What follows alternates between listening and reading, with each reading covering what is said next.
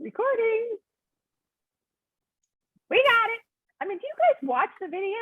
I mean, if you missed the class, obviously you do, but do you ever watch it even though you've been to class just to review? Yes. Yeah.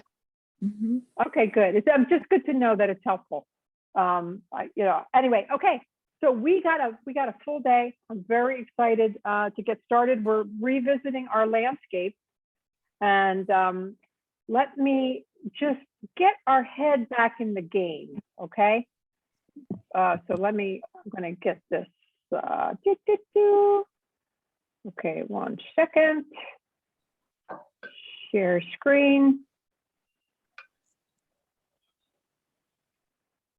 I hope this is the right one. Okay, this was our, oh, here comes Dinah. Very good. Okay, this was our original image. And I don't think at this point in time, I need to say, we're not copying this photo. You should know this. You should be hearing me say this over your shoulder, by now. Anyway, but this is our inspiration. This is the source of our inspiration. And we did our thumbnail, so I hope you have your thumbnail handy.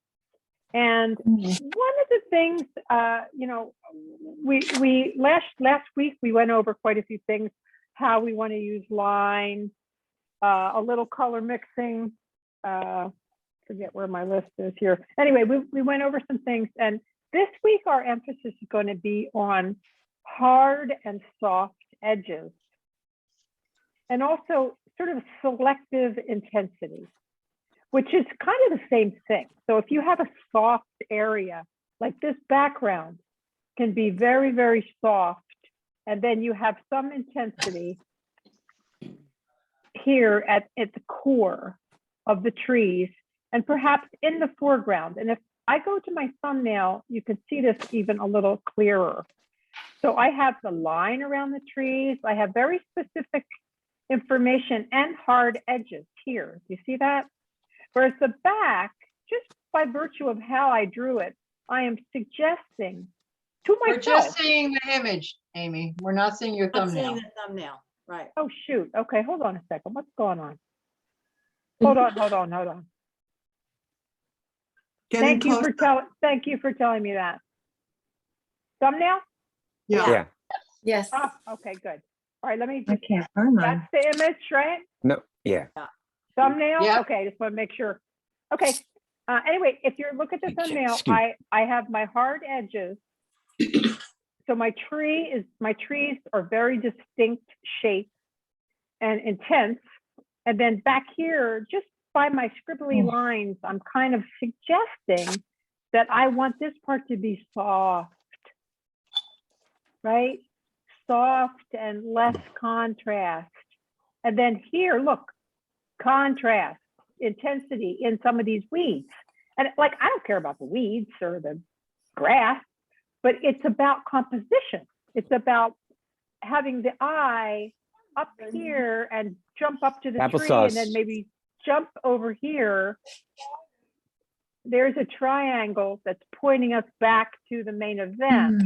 And then this shadow here, I love this little shape that this shadow made, this rectangular shape sitting on the hill. And so that's kind of got like medium attention.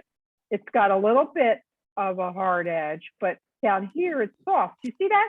So what I'm trying to show you is in the thumbnail, literally the way you draw your thumbnail can inform your decision-making process and remind you of how you analyze the image and what you want to do in the painting phase.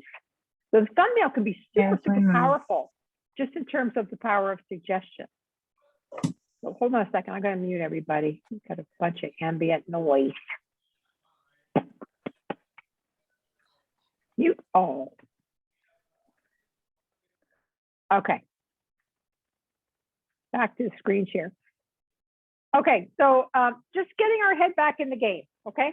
So what I want to do, I also want to introduce you to a couple concepts. One you may be familiar with, maybe not, and that is this atmospheric perspective. It's also called aerial perspective. And it's the landscape, not the landscape, but anything seen through the distance, through the air, through the atmosphere. So, and you've seen this in fog or just even up on a mountaintop, things as they go away from you get less intense and less specific. So look at this, there's less contrast, there's less texture, there's less color, there's less detail, there's basically less of everything as you go away. And with watercolor, this is where we can use our really beautiful wet on wet soft techniques in the background. And I'm going to do a demo for you today, but I want you to really think about this because this is what makes watercolor beautiful. This concept, the wet on wet, the loose paint, that's where watercolor really comes to life. And I'm telling you, when you look at a watercolor, that makes you go, oh, it's this. The caveat, though, is also that this is the most out of control. When you're working this very loose, wet on wet, this is when you feel like, like you don't know what's going to happen with your paint. And so you need to embrace it, because the more you do it, the more you're going to get to know what that water will do and sort of learn to rein it in. So you have to jump in and like take some risks. Okay, this is fog, but it's the same idea. This is a great example, beautiful example of architecture using atmospheric or aerial perspective. Here's a watercolor. It's not the world's best watercolor, but it's nice. And you can see these hills in the back get softer. This is atmospheric perspective. And the other thing that reason I picked this one too, is that there's sort of this selective intensity, where you get soft, suggestion, spattering. And then here, the artist picked up smaller brushes, slowed down. They're describing things a little bit more, but they only do it in a certain area. And that's nice. And back to our, that's what we're going to do here. We're going to have very loose, soft suggestion of a lot of this. And then we're going to spend a little time specifically with small brushes with more control doing some of these tree forms and grassy forms and paying attention to certain parts of the painting. Another example of atmospheric perspective, really fun. And the only way to get this is to work wet on wet. I'm going to show you how to do it. This is an oil painting, I believe, but it's the same thing where it's less intense, less color, less value, less of everything. And so it recedes. Now we have object recognition, so we know those trees are further away because of where they are and how big they are and so forth. But even if this were an abstraction, that is how we make forms go back, recede, and go away. Is less intensity, and intensity, on the other hand, advances. This is a good thing to think about, okay? This is a little bit more subtle. Oh yeah, very beautiful example here. Okay, so we're back to our thing. So, okay, I want to do a little quick demo for you. So let me change. Okay, everybody just gets to watch for a minute, okay? I'm going to show you a couple things. Okay, I'm going to show you 3 different ways to use wet on wet. Okay, I'm using a round brush. The reason I want to use this round brush is because it's got a little tiny tip, which is great to get in the little cracks. And then it's got a fat. Could you spotlight yourself? You're not spotlighted. My demo is not spotlighted? No. It says it is. I can see the demo on my computer. We can see too. Rita, are you on speaker view, hon? Not anymore. Sorry. Is everybody, can everybody see my demo? Ben? Okay. Yes. Yes, yes. Rita, messing me up. Okay, anyway, Sorry. that's okay, just teasing you. Okay, we got a little tiny tip, and then we got the fat belly. So we can do a little tiny area and we can do a fat area, and that's one of the great things about using a round brush. So I'm just using on this first one, just water, clean water. And I'm going into my little cracks here. I'm not being super careful, but I'm going in and even between my little trunks here. Boop, and I can see that the water is shiny. So I can kind of see where I put it, especially if I pick up my paper and I look at it like this, right? So I'm going around the tree. I'm doing it pretty fast. I'm doing the whole doggone thing. Wow, wet. Nice. Now look at this. Aren't you guys so impressed? I got a really nice clean palette. I really limited my colors today. And I picked colors that I think almost everybody has. So a little bit more of a controlled painting situation today, just for demo purposes. Okay, so now my paper is really wet, shiny wet. So I'm going to pick up some paint. Got to get this moving. Sometimes it takes you a minute. Okay, and then I'm just going to drop this paint in here and it is going to move. Okay, let me get some sky. Get a bunch of blue here. Oh yeah. Wow. And I can encourage it, you know, to go down here. But here, look, it's mixing with my green. Very nice. Now, let me get some yellow ochre. Oh, yeah.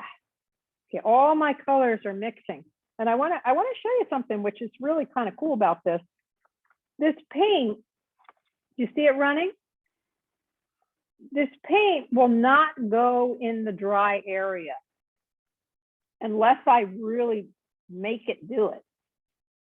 It'll stay in the puddle. So it's like contained chaos. So even though you got a lot of weird running and mixing and stuff going on, your tree is relatively safe. Okay, and look at these colors mingling. It's like really fun to play with this.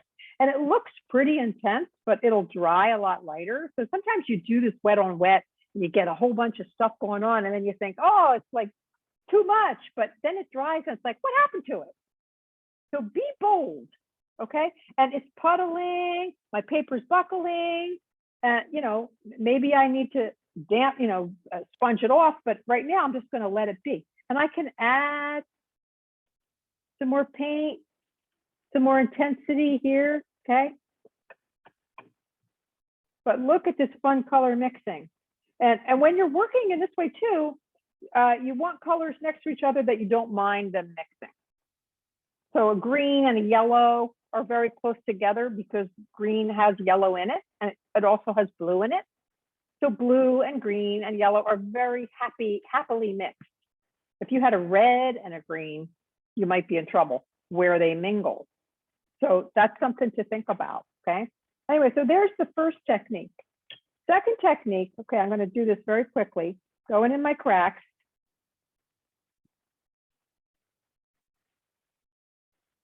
With my water. Wow, I did that really fast. Okay, now instead of working with the really wet, crazy puddle, I'm just gonna blot this. So now my paper is not wet, it's just damp. And my paint is not going to spread with such abandon. It's still going to mingle and spread, but it won't be quite as wild. So this is the second way that you can work, and it's a little bit more controlled. But you're still going to have this beautiful commingling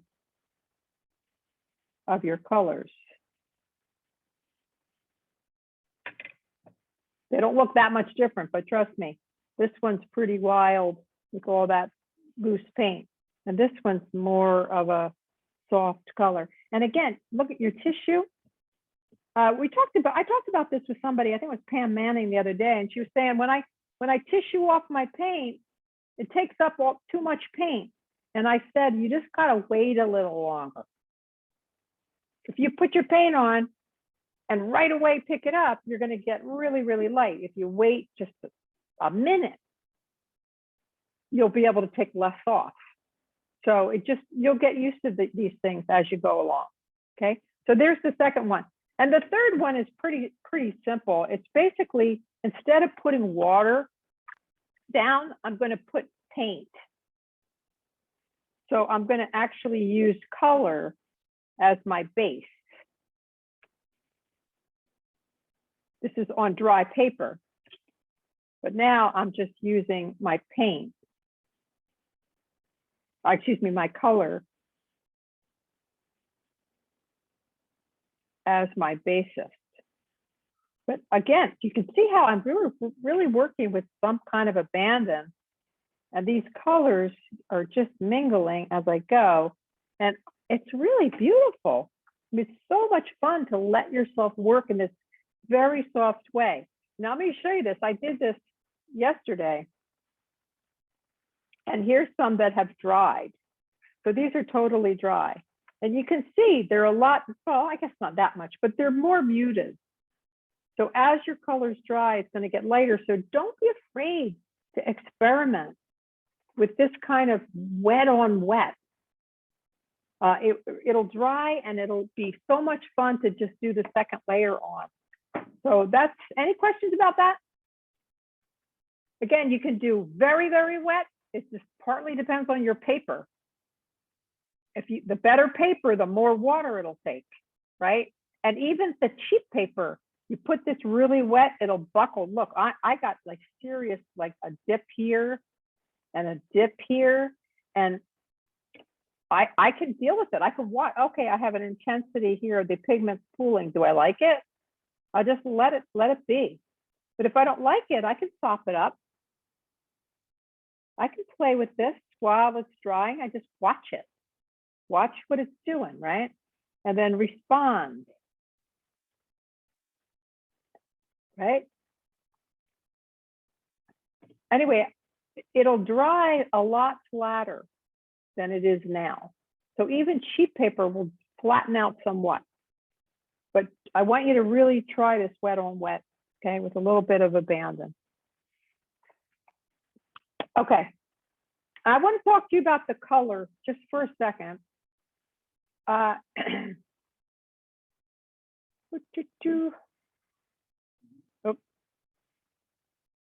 Okay, are we seeing the original photo? Yes. Yes, okay. So Yes. you can come up with your own color scheme. I am following the color a little bit in the source photo, and this, my trees are going to be sort of this golden yellow ochre. And look at the soft, beautiful light on the hills. So I pick out what's important in me and then I work around that. So I'm going to use this beautiful golden, and the trail is also this warm golden color. Now, what about the rest of the colors? I often go to the complement, which is the opposite color on the color wheel, which is violet. Opposite of yellow is violet. So I'm going to use some violet tones back here. There's a lot of neutral here, sort of greeny, golden, grayish. I'm going to go toward the violet again, just because it's the opposite. So I'm going to have some blue, and I'm going to have some violet, and I'm going to have, some darker tones, but that's kind of my thinking. And I usually have an intention or a little bit of a strategy, and then I see what the heck happens. So let me show you my little trial one, which is here. And I just played with the yellow versus a little violet, and also where the intensity might go. And all of this is that wet on wet, really loose application, excuse me, which I really want you to embrace today if you can. And just know, as the paint dries, you'll have more control. It won't move as much basically. So you'll be able to get thicker and add your darks on top of this beautiful wash. Charlotte Torrey, who's in class, Charlie, we were talking about this. She said, my watercolor doesn't do what my colored pencil did. And I said, that's right. Like, we have to flip our thinking to paint because it's not drawing. And if you want to cover your whole composition, you need to get a base of paint on, then you get darker, then you get specific, and you work up to any intensity. But first, you're very generic and loose. So this is the thought I want to keep you with today. So we're not staying within the lines today. Okay, we're gonna break out. So get your watercolor painting and let's get ready. Okay, here's my painting or my sketch. And you know, one of the things we talked about last week was how much line was evident. So everybody's got a little different version. And everybody's also, you know, your painting isn't going to turn out exactly like mine for sure. But you can try to follow along with me. But if something happens, just be like a child and say, ooh, interesting. Don't panic. Have your tissues handy, but let's play. Let's absolutely play. This is all about learning. And so you can't do it wrong because you're going to learn something no matter what the heck happens. So I want everybody to just, you know, have a good time today. All right, so we're going to do a similar idea, the wet on wet. Okay, now what is helpful, everybody listen to this.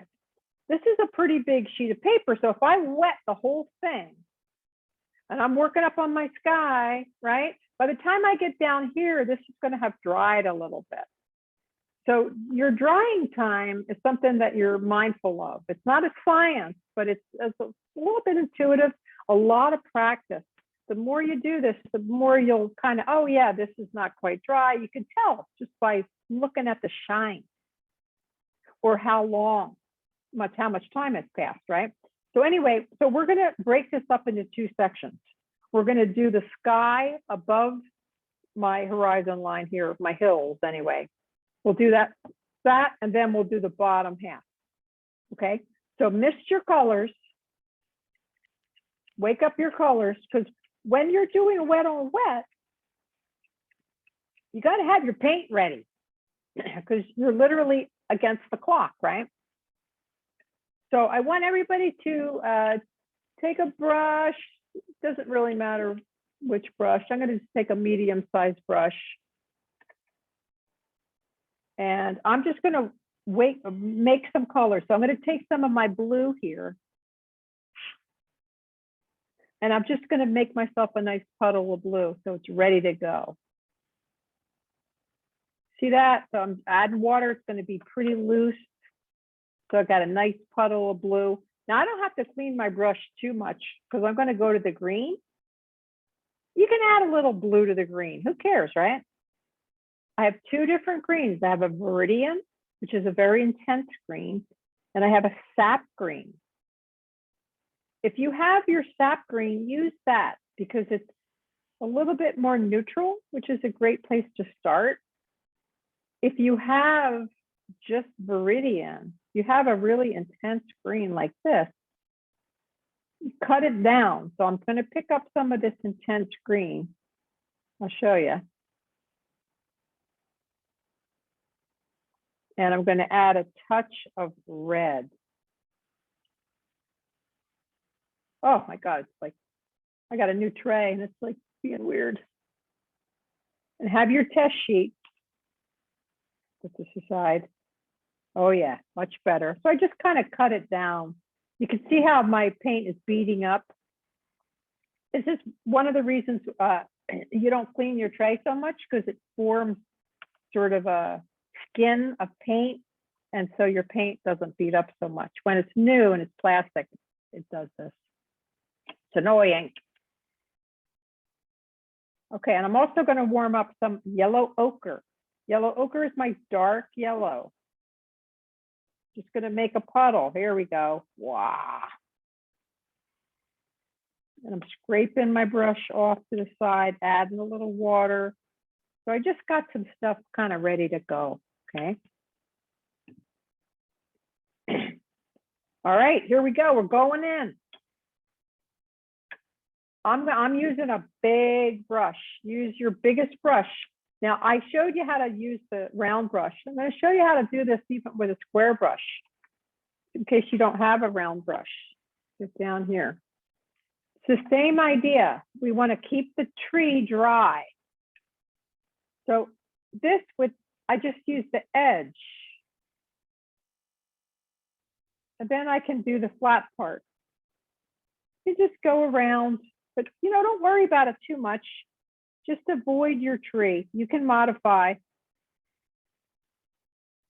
Avoid your tree and stop at the hill. And I'm also going to do a little bit of, I just use the edge of my brush to do like some lines in the trunks too. Okay, and then once I'm outside the tree, I can just go for it. Wow. And you can see, again, you can pick up your paper, you can see the distribution of the water. And does it look even? Is it already starting to puddle? Sometimes it absorbs a little bit uneven. Just observe. Okay. Now, I think we should just go bold on the sky. So it's very wet. So you ready? Take a breath. I'm going into my blue. Can't do this wrong. Look at this. Oh yeah, just put it on. Look, it's going to start moving. And you can approach your tree. Approach your tree. But it's not, it's gonna move around a little bit. I'm gonna take a little tiny touch of red and put it in my blue. Oh, this new tray is like, not good. Oh, all right, that didn't work. Trying to make a purple. Okay. My paint is acting really funny. Oh my gosh. Okay, not gonna panic. I got some weird anomalies going on here, which is totally fine. Look, I'm gonna tilt my paper. If you can pick up your paper, that's great, but we got some fun action going on. See if you like your sky. If you want to make some clouds, you want to blot it here.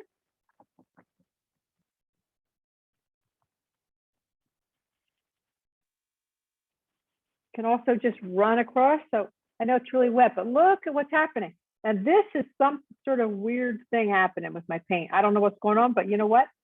I'm just gonna go with it.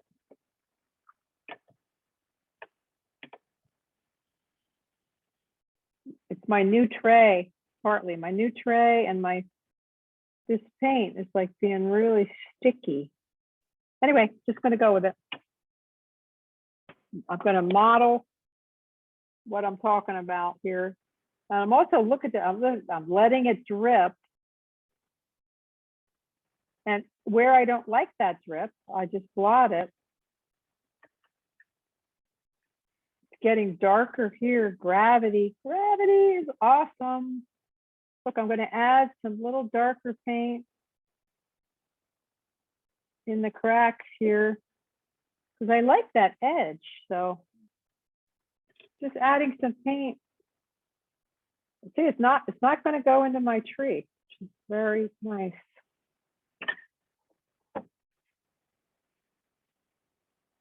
Are you having fun out there? You better be. I'm having a ball. Look at this. Just the soft, juicy sky I got going already. So much fun. Respect your edges. Do I like what's going on at the edge? I don't. So I'm wetting it more. It's already wet. Got a little something stuck in here.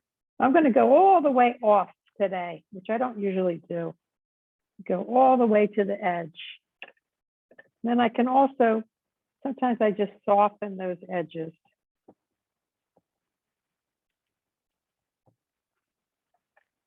Just respecting. Look at this. I have this corner here. I don't know where that came from, but I like it. Let's make it even more refined. There you go. There you go. And that the gravity is making my paint puddle and be darker at the edge, which I really like.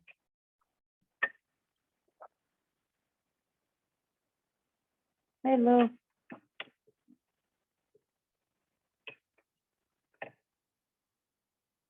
Okay. Good. Keep going. I'll be right back.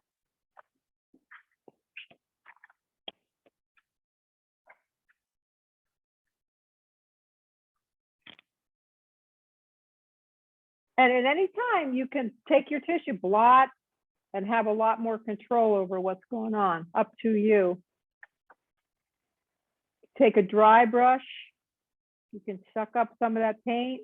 Look at this. I can just say, oh, I want this to really go along my hill. Can bring this paint down into my triangle here. So I'm sort of extending.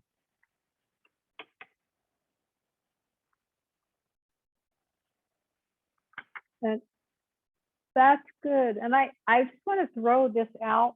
I don't want to give you too much, but this Chinese white,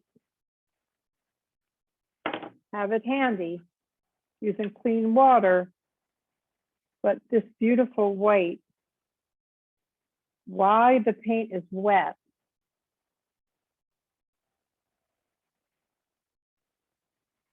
you want to add a little light. I'm just adding one more layer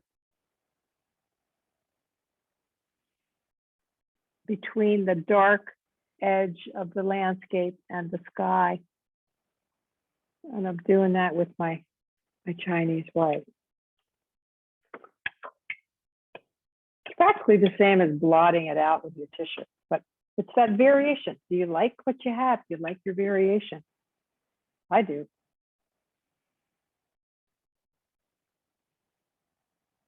Okay, good. What's happening? Got some spatters. Okay, now, remember we talked about the golden tone here. If you want to have a yellow, you got to make sure you got some clean water. Now I have 3 buckets. As you can see, one's already darker. I got a medium and I got a light, and I really try to keep one well with clear, clean water. And that's for your yellows, really, or any super light color. So I'm going to take a perfectly clean brush, my very clean water. I'm going to pick up a little bit of yellow, not the brightest bright. I'm going to temper it with a little bit of my yellow ochre. And I'm just going to put this yellow, this golden in right now.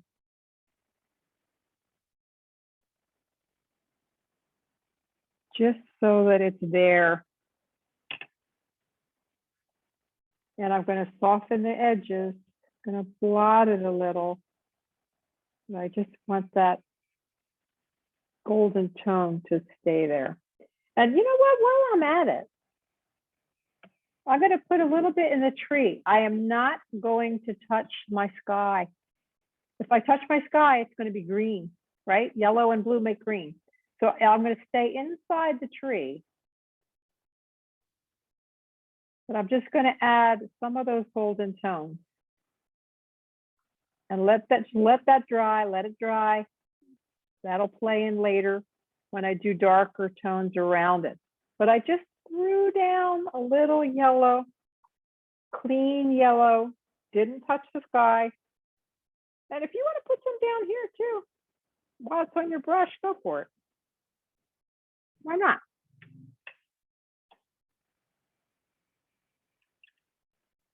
Okay, I am switching back to my tried and true palette because I don't know what's going on with this one. It's like absorbing in this really strange, sticky way. Anyway, I'll figure that out later. You can actually sometimes sand your palette so that it grabs the paint. But anyway, that's for another day. So I'm going back to my tried and true messy one. Okay. I'm going to wet the whole bottom, guys. Are you with me? Wetting the whole bottom. Here we go. I have a little bit of color on my brush, but since I'm not a purist, it's okay. I'm going to just wet now my whole ledge.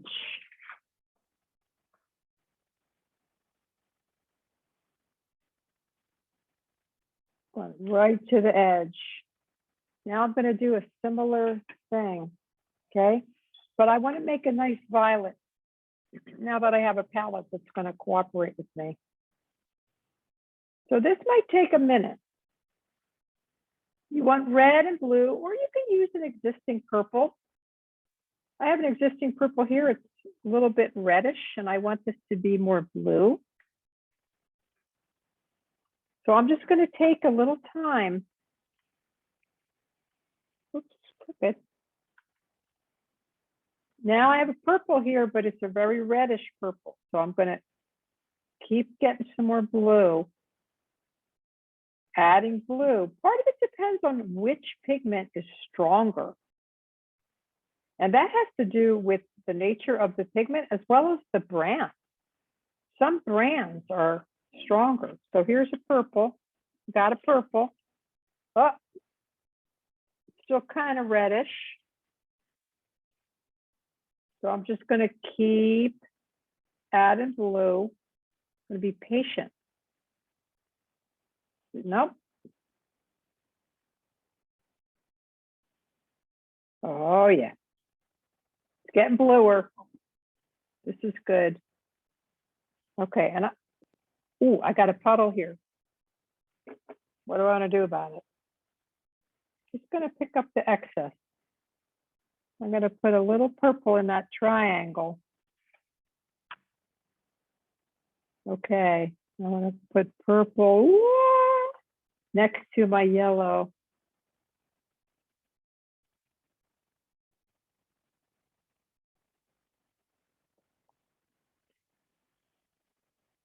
I'm basically putting the violet where I don't have the path. The path is that golden yellow. Go back to my thumbnail.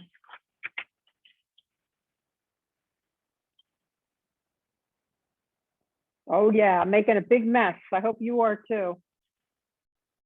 Making a big mess, letting things mingle.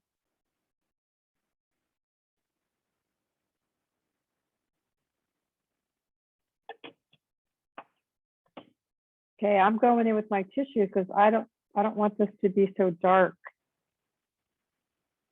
And I'm also creating texture while I do it. Oh yeah, look at that. Oh, it's happening.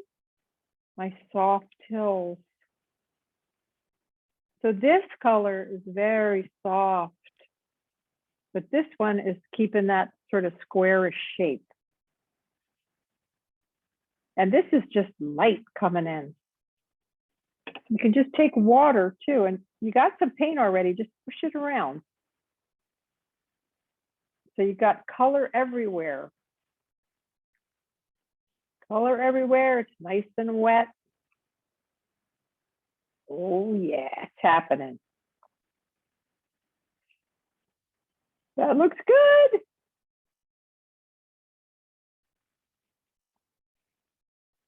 So it's all just soft and amorphic. Ah! Just dropped a whole tissue in my water. Again, you can block out while you have light. Now check this out, guys. When you're in this stage, you can pick up the light, right? See, I'm picking up the light. But this is much drier, depending. Maybe that won't pick up now. But if I put water on here, up here, it'll let me sometimes pick out a little bit more light. So you can re-wet. If there's an area that you're like, oh, I don't like how dark that is, or I want to change that. Here I got a dark edge. So do I want to make it softer? So I'm going to wet it, blot it, push it. So I'm pushing my paint around, letting things move. This red thing on the hill, I don't know, I got to do something with that. Okay, now this is wet. This is nice and wet. So I'm going to get some, a little bit more intense color. I'm going to reestablish my path with my yellow ochre. Okay, because I sort of lost it. So I'm going to put it in while my painting is nice and wet.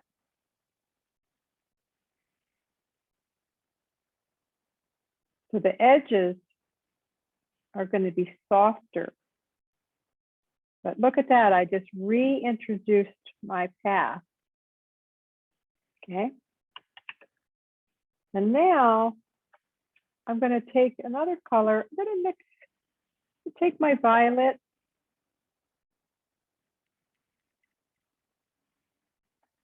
Burnt sienna. There's a burnt sienna. Where is it? Right there. That's a color everyone has, which is like a golden brown. So that's what I'm going to use right now. I'm mixing it with a little bit of my ochre. So I'm using an existing color. And I'm just going to play with adding some texture. Everything's pretty wet. So I'm adding some texture. Let me get down here. Adding soft texture with the side of my flat brush. I'm also dragging it across the path. I'm just creating now some visual interest in the foreground. Okay, which was my intention. Remember that selective intensity. And I'm just softening my path. And then while I have that color, now that I have that down, I'm going to say, oh, maybe it's time to start putting some up here. Because my paint is getting a lot drier up there. So I can put some color up in the tree. And it's not going to just explode. And I'm putting it in unevenly. So it's like treeness.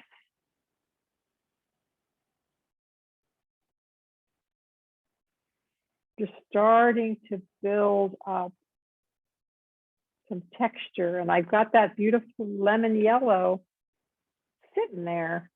So I'm not going to obliterate it. I'm going to just kind of work with it, let it show up.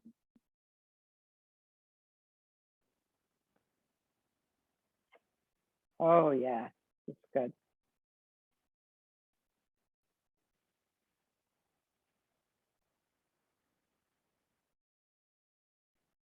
Very good.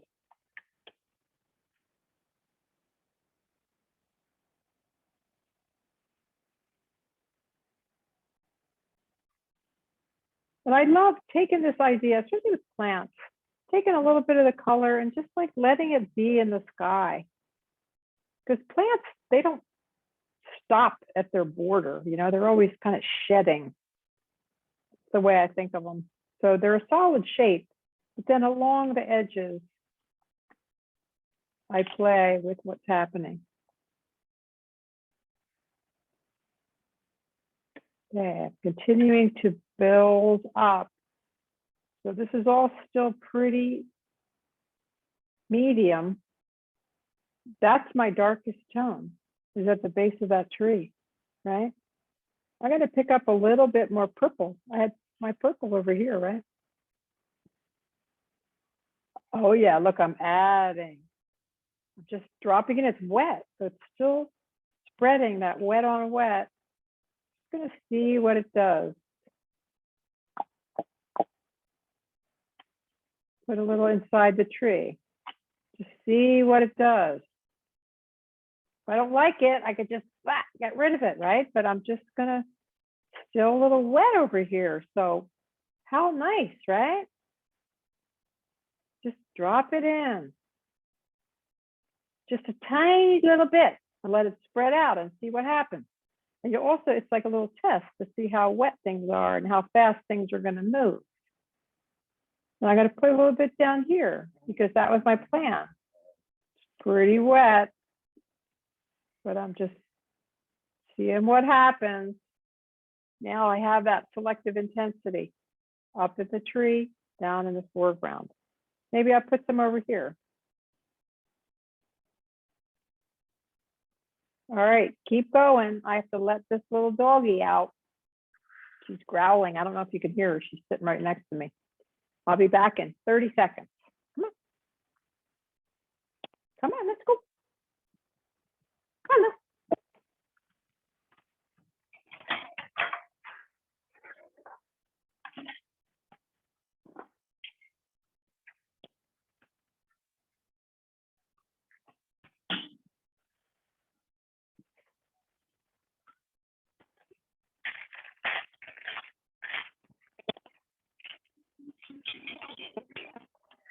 Here you go, baby.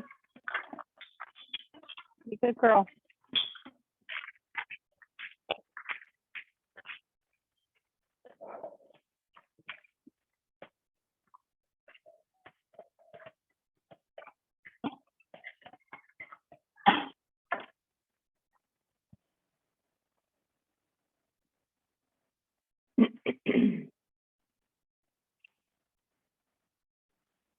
Okay.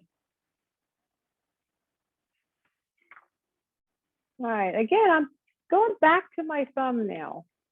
Like for me, it's interesting. Like this almost looks less like a path right now. Almost like this looks like water, which isn't bad. It's just, it's not doing exactly what my thumbnail did. So now I just can start to play. I have got a great base of color and I want to keep my light. I really like what's going on with my tree, but I want to play with this foreground. So I'm going to mix a new color.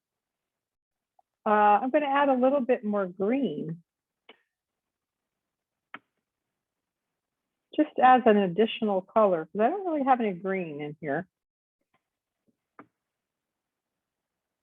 Pick up some green to see if I can sort of reestablish, oh, very neutral, to reestablish my path. So what I did was I laid down the edge of the path and then I went up.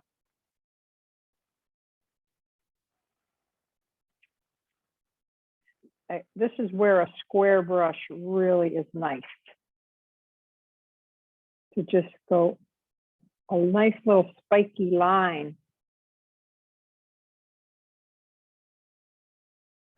You know, like I picked up some blue, it was just sitting on my tray here. At a certain point, you know, like, don't worry about it. Like just play with what's there and just say, I like it, I don't like it. Just blot it, look at it. I want to keep the intensity up here. So I laid down brush strokes, and then I got rid of it a little bit, but it's getting playful. I got a little green, I got a little burnt sienna. And I don't want to keep using the same brush. I'm going to use a smaller brush, but it's also a flat one. And I'm going to do a little bit more of this playfulness back here. because I don't want this to look like water. So I'm going up and down, and I'm going side to side. I think this might be why it looks like water up here. And I'm getting less distinct as I go back, with the exception of this hill, which I actually want to make a little bit darker. A la my thumbnail. That little triangle is darker. Now it's dry enough, I can just put a layer right on top. Yeah, good.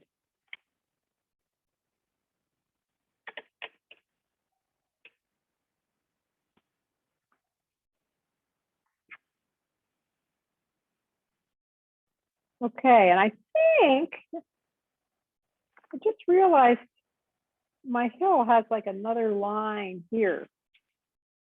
Doesn't matter, but I'm trying to figure out how to break up this middle part, and I just realized that this has a little extra slope, so I'm just gonna put that in.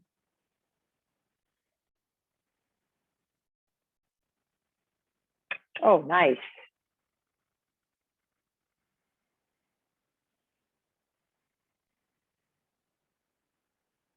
Yeah, that worked out great.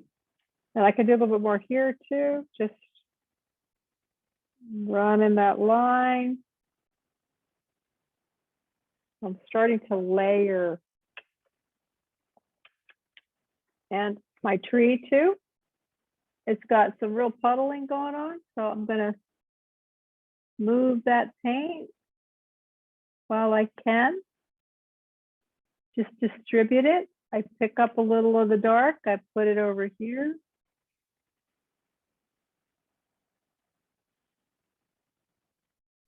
See, when you're really painting, the way we're painting, we're like moving around. We're down here working on the grass, and then we go back up here because we see something happening. That's how you want to think. You don't want to just get stuck in any one spot. You're always looking at the whole image. And whenever you have a color on your brush and you put it down, you think, is there somewhere else I want to put it? That idea, so that it's not like just tree, hill, path, you know, everything is connected. All right, I'm going to go back to defining my path, which I was doing before I rudely interrupted myself. And I'm defining the path by the weeds next to it, basically.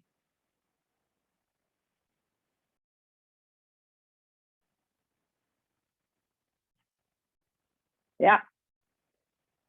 Again, plants, they're usually darker at the base.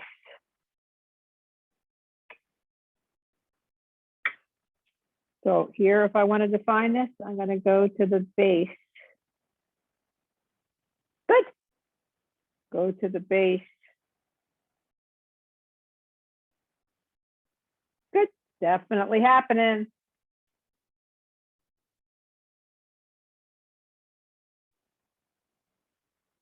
Once my path turn is possible, make a left-hand turn.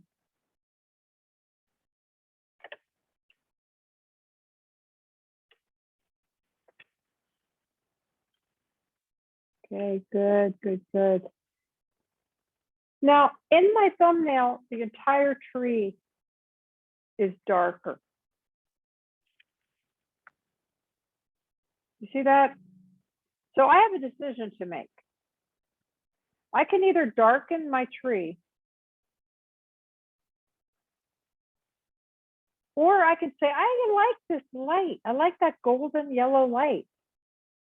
So I want to leave that. So maybe instead, I'm going to highlight, or not highlight, but make more of that beautiful golden light by putting dark next to it. So just watch, guys. Instead of making my tree dark, I'm making the sky. And this is pretty dramatic. But I'm trying to like feather, but look, see the golden light? Oh yeah. Well, I just put the blue next to it. Now I'm gonna back away. And I got a huge puddle. But I'm backing away from my beautiful golden light. But now I'm gonna just blot the heck out of it. And soften that equation. Yeah.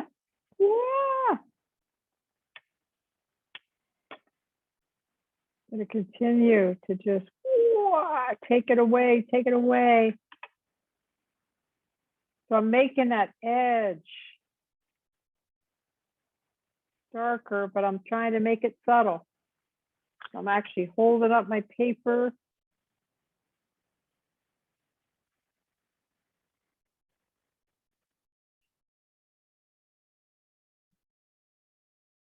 And then ultimately I can blot the whole thing, but that dark behind the tree is gonna stay. Look at that, pretty sweet.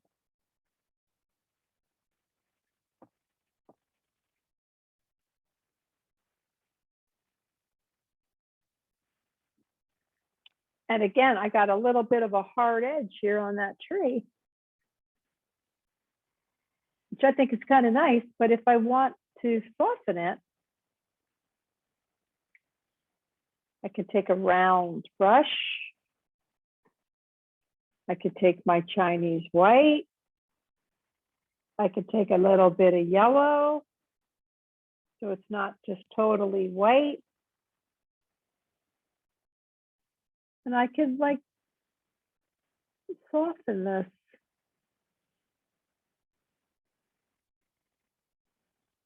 Take some of that color and bring it inside. It's a little green because my water's dirty. But you get the idea. And while I got that color on my brush, is there anywhere else I want to put it? That's always the question. See that? I got a little yellow, it's a little golden there. Oh, how about down here? Yeah.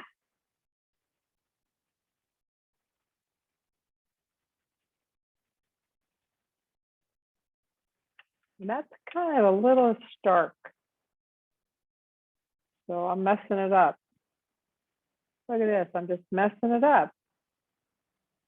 Just adding another color and moving the paint around. Do I need something to happen here? No, just tweaking at this point.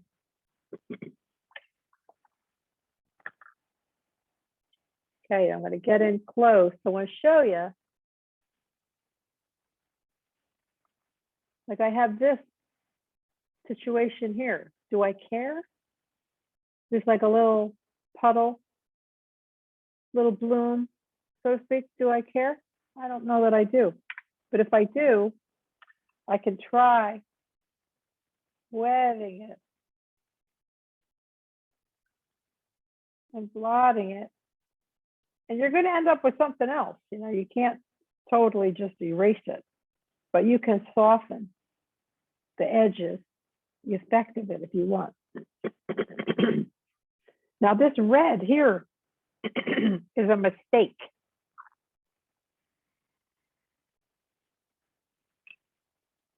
Right? So I want it to look like it's meant to be there. So I'm going to put some more in.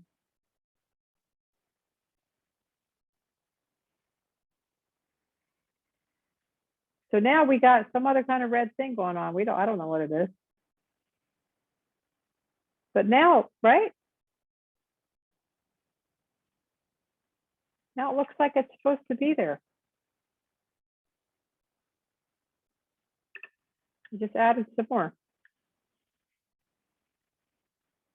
The best thing you're going to learn today is take advantage of your mistakes. Sometimes they're the most interesting thing that happens.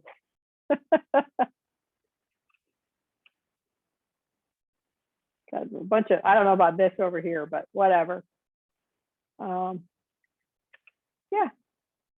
Could also take a little, I'm going to mix a little of my red just over here, sorry. Mix a little of that red with my yellow ochre. So I have almost like a little orangey color. Just if I want to add a little more warmth. Actually, I'm not crazy about that. Can't get rid of it, but I can downplay it.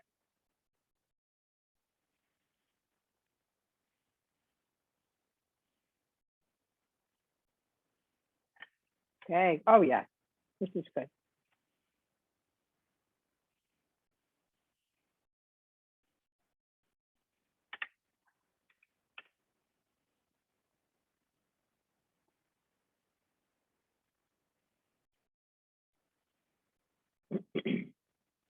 It's really fun to like make a puddle and then drop color into the puddle, because as I showed you, it'll stay where the water is.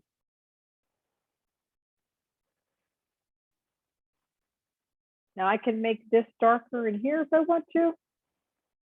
Got a little violet. Oh yeah. I just keep upping the ante on my value.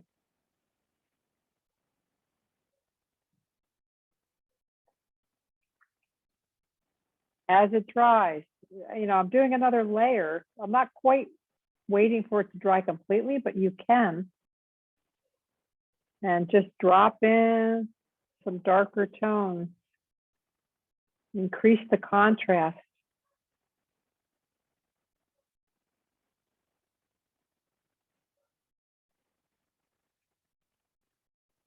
Then I drop in the brush stroke and then I tweak it. I soften it, I move it.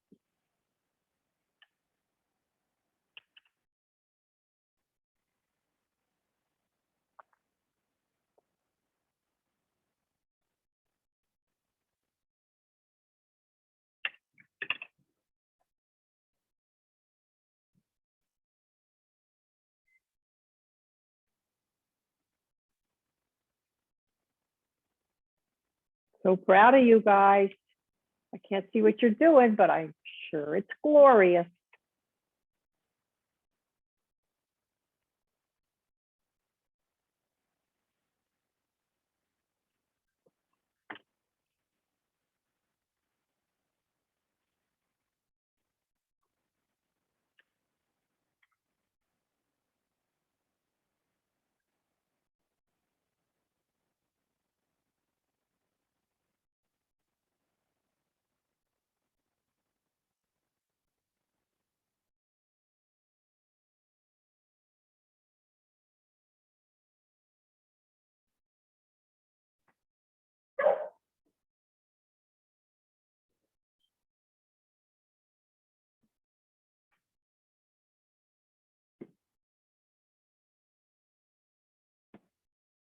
All right, I'm opening up the floor if anybody has questions. Anything they want to say or ask? Just unmute yourself. Amy? Yeah. You mentioned earlier in the class, you were going to talk a bit about how some colors are naturally darker and lighter than others. I'm finding myself having trouble matching my thumbnail because the colors end up, I know it might not be a short answer, but. Actually, there's that little two different issues, Jim. There's some colors that are naturally dark. Like I said, like blue by nature is darker than yellow by nature. But what I was talking about was the strength of the pigment. Like some paints, when you buy, they're just powerful. Like it takes a tiny bit of a drop to affect another color. in a profound way. And some you have to add a ton to make any difference. Like the pigment itself is just not strong. So it's not even so much about darkness as it is about strength and intensity. And that's really what I was talking about when I mentioned that earlier. Is just some brands even are, you know, like or just like indigo blue. Indigo blue by nature is a super intense pigment. Ultramarine, not so much. It's a weaker blue. It's a weaker, and it's not necessarily about dark and light. It's so much as tinting strength, if that makes sense. Okay, So when you're but if mixing a purple, if you're mixing Yeah. a purple, if you have like a weak blue and a strong red, your proportions are going to be different. When you're trying to get that purple, instead of if you have a strong blue and a strong red, it's going to be like 50-50. If it's a weak blue, you're going to need like 60-70% of that blue versus a little bit of that red to get the same equation. Okay, So so but if you're like trying to yeah. get a dark part, if you got a very dark part of your thumbnail, and I'm picking a color for it, is it just I just make it more saturated? I have more pigment, and that's how you make it darker? Is it Well, that's one way if it's intrinsically dark. But like when you think of like what's your base color, like it's a dark area and it needs to be green. So then you look at what greens you have. Maybe you pick the darkest green you have, but it's still not dark enough. Add like a dark blue to it or a Payne's gray. Like add another dark color and see what happens to make it darker. So you don't want to add black. And sometimes no matter what pigment you start with, it's not going to be dark enough. So you need to add another color. So pick another dark color, but pick a similar temperature. Like if it's green, well, yeah, green is a cool color. So you want to add a blue or a gray, you know, like a blue gray. If you add a red, it's going to make it gray, you know, it'll neutralize it. So okay? I Thank you. hope that's not too complicated, but you have to just play with this color mixing. I wish I had an easy answer, but it's not quite that straightforward. Okay, anybody else? Any other questions? How you doing? Let me see those smiles. Everyone looks so serious. This is fun. Oh, let me spotlight Vanessa, and then I'll go to Barbara. Hold on.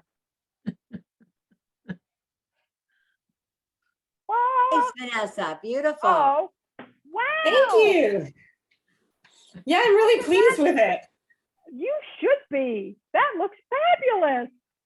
Thank Oh my you. the gosh, sky. I'm so proud of you. How did you like the wet on wet? Did you feel like Oh, I loved it. I play with that. Yeah, I play with that all the time, and I love it so good. much. good? Yeah. I mean, that's really where watercolor shines, where it's glorious. And like I said, it's also where you're the least in control. So Yeah. there's a metaphor there for something. But good for you. Excellent. Okay, Barbara.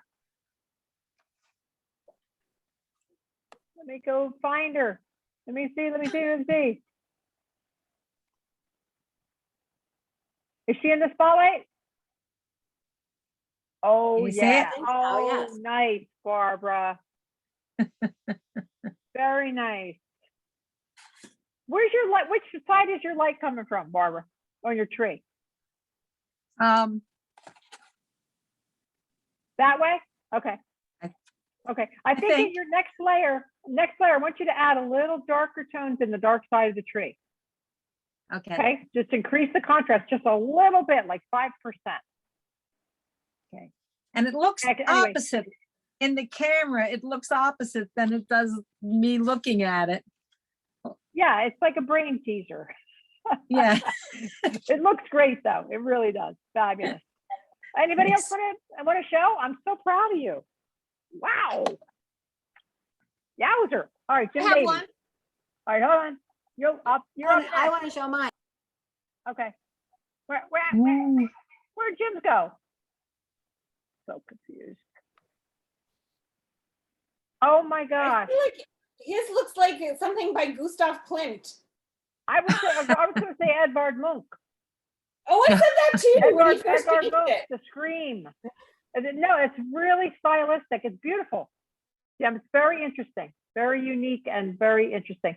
So let me ask you a question. What is the white? What is the white to you? Like the ones at the high seem like they could be clouds, but I don't know about the lower ones. Yeah, This light. they're all sort of clouds, but I just let myself get kind of surreal with it. Gotcha. No, it's lovely. Very cool. But like, I didn't stick to my thumb. I couldn't stick to my thumbnail at all. I got to practice. Turning black and white thumbnail into colors is one of my challenges. So I got to work on that. Well, I think those changes, though, I'm not sure if it has to do with color or has to do with form.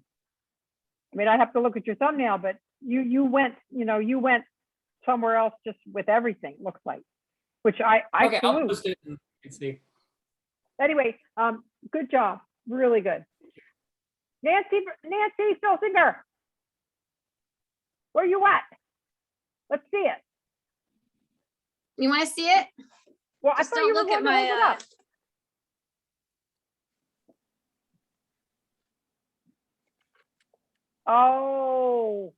Oh my gosh. Very at pretty. that. I like the That's such a- monochromatic look. It's really pretty. Yeah, it's very striking, and the tree right dead center like that really works in this composition. Nice, Nancy. And the sky is kind of. Doesn't look anything like my thumbnail. Wasn't supposed to be dead center, but Hey guys, you know what? Honestly, I for now, I really want you to just don't give a shit about whether or not it looks like your thumbnail. Like your thumbnail is a plan, it's an intention, but then once you get into the painting, if you get carried away, I say right on, get carried away. That painting process should be like a whole new ball game. And if you depart from your thumbnail, so be it. Honestly, let it go. Let it go.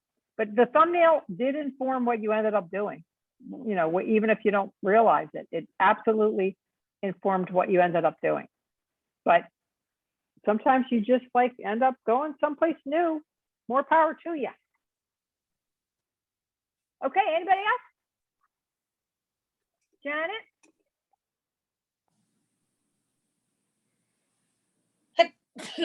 Excuse me. Oh, sweet Jan.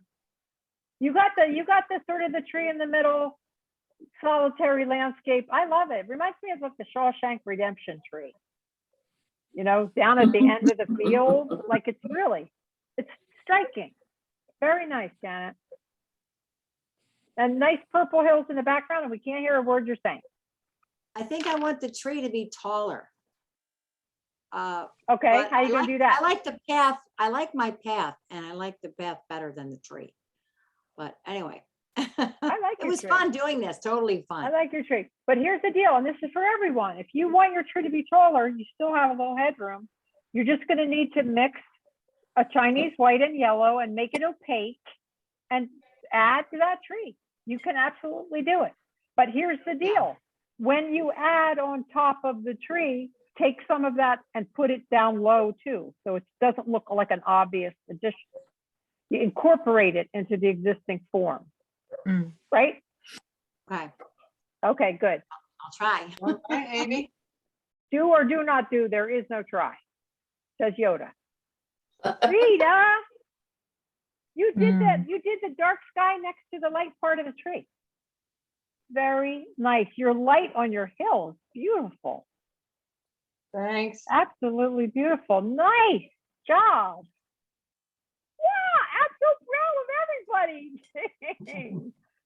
So good. Onyx.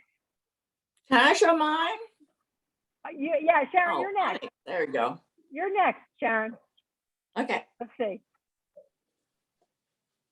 nice. Oh, for some nice, reason. Onyx. Well, what I did was I used some Chinese white yesterday. I took all this greenness out of the sky with the white. It works really good. Good. It does. Fabulous. Yeah, that Chinese white is a nice little thing to have in your pocket. Yep. Very Thanks, nice, Amy. Onyx. Thank you. Good job. Oh, you're welcome. Okay, Sharon. It's a different, Oh, my goodness. Wow. Are you going to go in and do the path? Yes? yes, I'm gonna do the path. Yeah, well, hold it up again. The what's on the sides looks beautiful though. It's like nice and loose and atmospheric. It's really lovely. And you can see all that kind of chaos and mixing within a distinct shape. That's a great illustration of that principle right there. So I can't wait to see what you're going to do with the path. Very nice. Should I add more to the ground on either side of the path? I Is would it- just Don't- as it's coming forward in the most foreground and coming toward us, I would add some spikiness on the edges just to Okay. push that idea of intensity coming forward, advancing. And the other thing too, think about is also when you do your path, make it uneven, like come down toward us and then also across, almost like there's shadows going across the path. Because that's a lot of real estate and you want to make that interesting. Okay. I had on my thumbnail, I had a lot of fences, but I think Optional. they would take, Optional. I'm afraid it would take you out of the picture. Then don't put them in. Trust your fears. And if you like those fences, do another one. Put the fences in.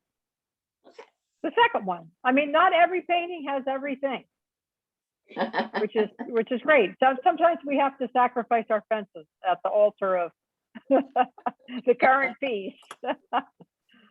Oh, okay, you guys. So proud of you. Again, you're awesome. I love spending this time with you. It's absolutely fabulous. Oh, I told you about the paint along, right? So I don't think I What sent out time the is memo it? to the family. It's at 7 p.m. Eastern time on Sunday. So Okay. I'll send out the little info with the email this week, or when we get off and I prepare that. But I'd love to have you. It's totally fun. It's like a one-shot project, and I usually get a pretty big group, and it's a hoot. And we have a dance break. Got to dance in the middle. So okay, all right. Thank you, Amy. Yeah. Danielle says hi. What's that? Danielle says hi. Oh, thank you. I actually was thinking about her yesterday. Ah. I got to send her an email. Okay, my friends, Kathy, so Bye. nice to see you. Bye, everybody. Bye, Kathy. I got two Kathys, a K and a C. Barbara, my Davies, Karina, you're awesome, girl. Send me some.